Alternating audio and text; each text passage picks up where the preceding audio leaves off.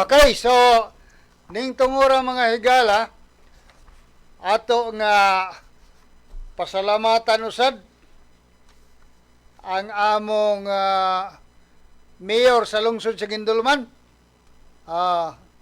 Si Mayor Benbalo ato pasalamatan kay katong sa miaging mga adlaw pertindaghanan nagreklamo aning mga badyaw.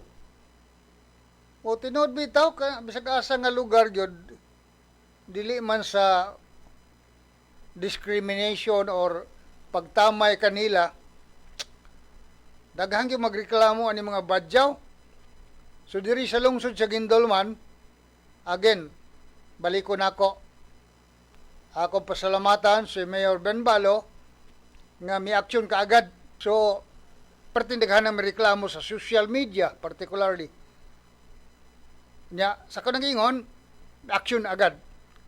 Labi na gyud ang departamento sa Municipal Disaster Risk and Reduction Office. Sa ilang department head, no? Sa ilang dako-dako, si Janjan Liao. Sir Jan Liao, salamat kayo. Ilang gikarga ang mga badyaw ug matud pa gihatod diri sa Hagna kay aron pasakyon paingon pauli sa ilang Mindanao makunugikan ni sila. Pero anyway, sige lang, no?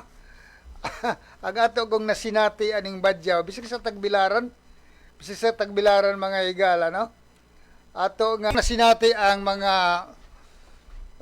kalungsuran nga mga problema gyud aning badyaw kay imong papaulion tagaag pamasahe o ipahalo na pa gyud kay manguli ko na dito sa Mindanao, sa Zamboanga o ding dapit sa Lagikan, pero abot tag tulong adlaw, upat ka adlaw mamalik na pod mga higala.